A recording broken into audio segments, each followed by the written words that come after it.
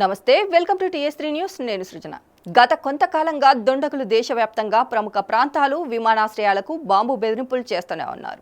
తాజాగా సోమవారం ఉదయం శంషాబాద్లోని రాజీవ్ గాంధీ అంతర్జాతీయ విమానాశ్రయానికి గుర్తు తెలియని వ్యక్తుల నుంచి వచ్చిన బాంబు బెదిరింపు ఈమెయిల్ ఒక్కసారిగా కలకలం రేపింది. టెర్మినల్ లోపల ప్రయాణికుల లగేజ్ బ్యాగుల్లో బాంబులు అమర్చామంటూ వచ్చిన ఈ సందేశంతో ఎయిర్పోర్ట్ భద్రతా సిబ్బంది పోలీసులు తక్షణమే అప్రమత్తమయ్యారు.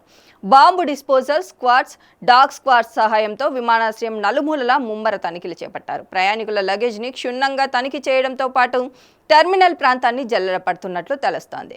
కాగా ఈ ఘటనపై పూర్తి సమాచారం తెలియాల్సి ఉంది. ఇదిలా ఉంటే గత కొద్ది రోజులుగా కేవలం విమానాశ్రయానికే కాకుండా దేశవ్యాప్తంగా ఉన్న ప్రముఖ పాఠశాలలు, కోర్టులు, హాస్పిటళ్లు మరియు ప్రభుత్వ భవనాలకు ఇలాంటి బాంబు బెదిరింపు మెయిల్లు రావడం ఒక ఆందోళనకరమైన ట్రెండ్గా మారింది. ఇటీవల ఢిల్లీ, చండీగఢ్, రాజస్థాన్ అసెంబ్లీ, బెంగళూరులోని పలు కీలక ప్రాంతాలు కూడా ఇలాంటి ఫేక్ మెయిల్స్ వచ్చాయి. చాలా సందర్భాల్లో ఇవి విదేశీ సర్వర్ల ద్వారా లేదా టెక్నాలజీని ఉపయోగించి పంపుతున్నట్లు దర్యాప్తు సంస్థలు గుర్తించాయి.